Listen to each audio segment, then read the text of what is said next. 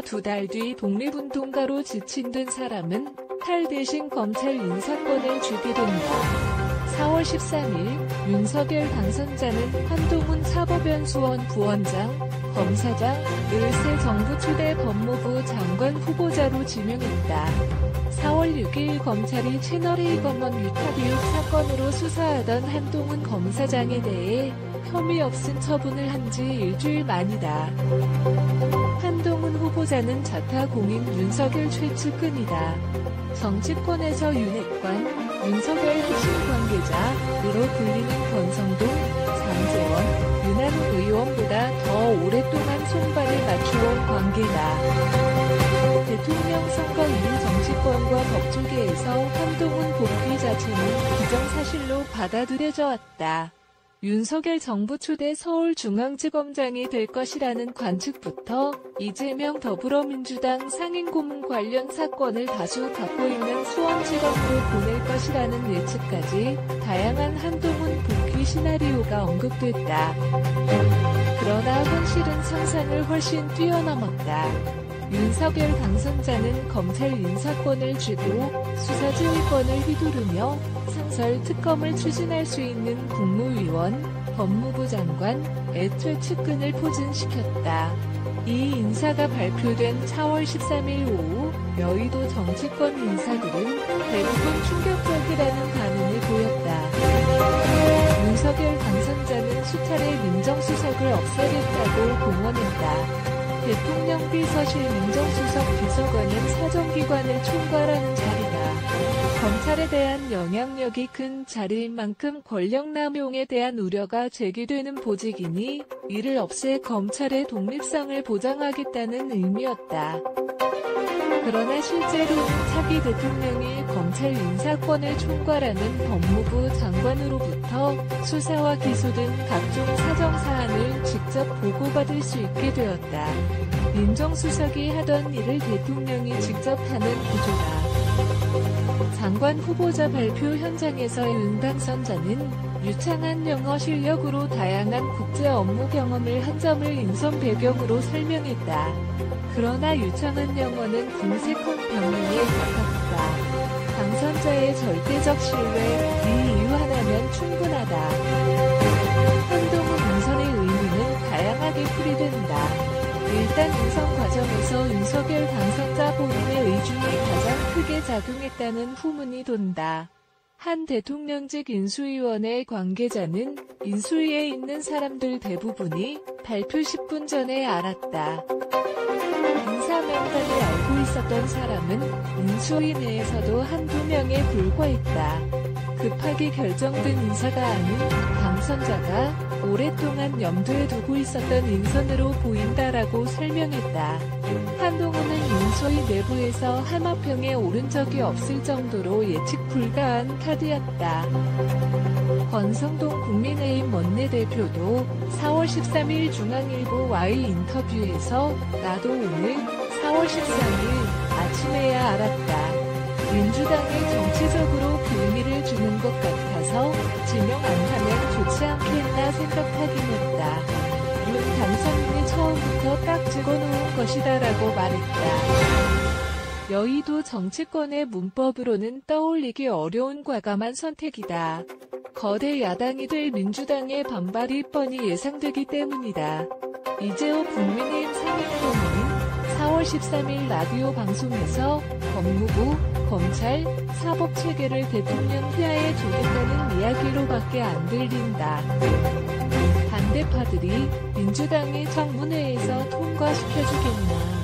나도 같은 편이긴 하지만 같은 편이 볼 때도 인사를 그렇게 하면 안 된다라고 지적했다. 반발이 예상됨에도 충격적인 카드를 꺼낸 것은 사실상 윤석열 당선자가 국회 인사청문 결과에 개의치 않겠다고 선언한 것으로 풀이된다. 검찰 내부 기강 잡기에 한동훈 카드가 효과적일 수는 있다. 당장 검찰 내부에서는 기소 충격이 표출됐다. 김호수 검찰총장은 사법연수원 20기, 한동훈 법무부 장관 후보자는 사법연수원 27기다. 검찰 내 기수 문화는 여전히 단단하게 작동한다. 검찰 출신 법무부 장관이 검찰총장보다 7기수 아래였던 적은 없다. 한 후보자 지명 당일 김우수 검찰총장은 한동훈 검사장은 수사 경험을 두루두루 갖추고 능력도 있어 잘하지 않을까 싶다. 기수가 중요한 것은 아니지 않나라고 말했다. 그러나 김 총장 외에도 한 후보자보다 선배인 검찰 고위직이 23명에 달한다. 이들 고위직이 줄지어 사퇴할 경우 자녀 임기와 관계없이 김우수 검찰총장에게도 거취 문제를 묻는 질문이 쏟아질 수밖에 없다. 국민의힘은 그동안 새 정부 출범과 함께 김우수 총장이 잦은 사퇴하도록 압력을 넣어왔다. 권성동 원내대표는 3월 15일 라디오 방송에서 김 총장이 자신의 거취를 스스로 결정해야 하지 않나. 본인이 총장으로서 수사 지휘를 제대로 했는지 되물어야 한다. 라고 공개적으로 김 총장을 저격했다. 김우수 거취는 윤석열 새 정부의 딜레마였다. 당선자가 검찰의 독립성을 주장했던 만큼 임기가 1년 남은 총장에게 대놓고 물러나라고 말하긴 어려웠다. 김 총장도 임기를 끝까지 지키겠다는 의사를 표했다. 그러나 한동훈 후보자의 등장은 그 자체가 강한 사퇴의 압력으로 작동한다. 윤핵관보다 더 강한 압력이 될 수 있다. 이번 인선은 검찰 내부에 충성하면 그만한 보상이 따른다는 신호를 보낸다. 한동훈 후보자는 채널A 검언 유착 의혹 사건 수사를 받는 동안 연달아 법무연수원 연구위원, 사법연수원 부원장 등 한직으로 밀려났다. 정권이 바뀌자마자 화려하게 복귀했고, 이는 검찰 내부의 대통령이 자기 사람은 끝까지 챙긴다는 메시지를 남기게 됐다. 법무부 장관직을 수행하는 검찰 출신 최측근은 그 자체로 든든한 정치적 우군이 된다. 윤석열 당선자는 보수 유권자들로부터 절대적 지지를 얻고 있지만 당내 기반이 단단하다고 보기는 어렵다. 윤핵관으로 뽑히는 권성동 의원이 4월 8일 압도적인 지지 102표 중 81표를 얻어 원내대표로 선출되었으나 핵심 관계자들도 어디까지나 정치에 뛰어들며 맺은 관계에 불과하다. 현재 국민의힘에서는 이인자가 명확하지 않다. 다음 총선에서 당내 인사들의 공천권을 누가 휘두르게 될 것인지도 미지수다. 윤석열 당선자로서는 자신이 가장 신뢰하는 인물을 빠르게 정치의 현장으로 소환할 필요성이 있다. 한동훈 후보자는 이 기준에서 가장 적격인 인물이다. 윤핵관들에게 긴장감을 불어넣는 인사다. 잠재적 경쟁자다. 한동훈 카드가 법조계와 정치권에 던지는 메시지는 간명하다. 대통령 법무부 장관 검찰로 이어지는 지위로 직접 보고, 체계, 검찰 내부의 대통령에게 충성할 유인 제공, 그리고 가장 신뢰하는 정치적 우군 확보.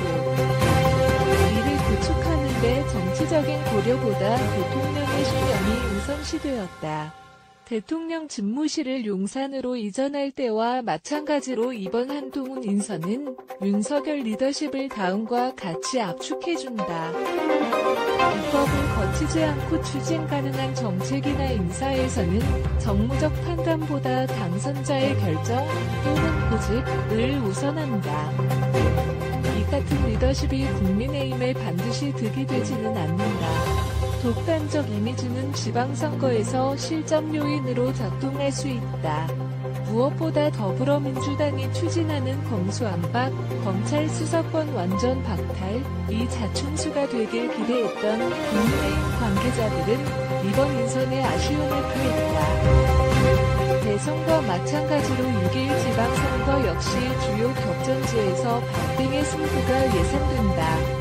중도층 포섭이 관건인데 더불어민주당이 법안 강행 처리를 밀어붙이며 다급한 모습을 보이는 것이 국민의힘에 유리하다는 계산이 당내에서 제기되어 왔다. 그러나 윤석열 당선자의 인선은 도리어 검찰개혁, 더 나아가 검수완박의 명분을 제공한 셈이 되었다. 국힘에 장기적으로 유리한 정치적 포석. 4월 13일 인선 발표 직전까지만 해도 뉴스의 중심은 검수완박을 둘러싼 민주당과 검찰의 대립이었다. 검찰에 남아있는 수사권, 6대 범죄 대상을 새 정부가 들어서기 전에 박탈해야 한다는 주장이 4월 12일 더불어민주당 의원총회에서 당론으로 채택되었다. 윤석열 당선자가 거부권을 행사할 수 없도록 문재인 대통령의 자녀 임기 중 강행 처리하자는 주장이었다. 더불어민주당의 검수완박은 이른바 조건부 전술에 가깝다.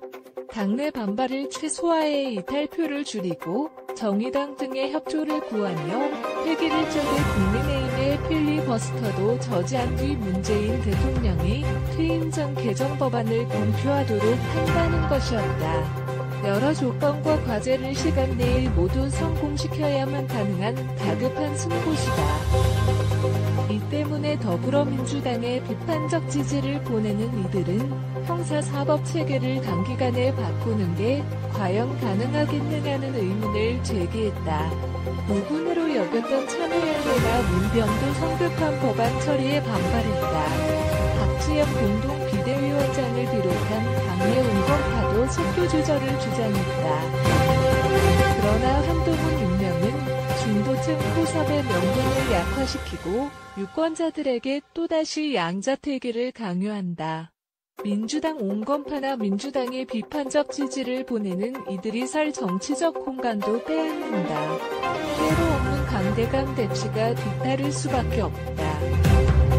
더불어민주당 일각에서는 이런 퇴로 없는 대치 구도가 지방선거에서 민주당을 더욱 궁지로 몰아넣을 수 있다고 우려한다. 유인태 전 국회 사무총장은 4월 14일 라디오 방송에서 한동훈 임명은 민주당더러 검수완박을 강행하도록 부추긴 것 아닌가 싶다. 강행을 하는 게 지방선거에서 유리하다고 판단해서 국민의힘과 윤석열 당선자가 오히려 한 번 지른 거 아닌가 하는 느낌을 받는다라고 말했다.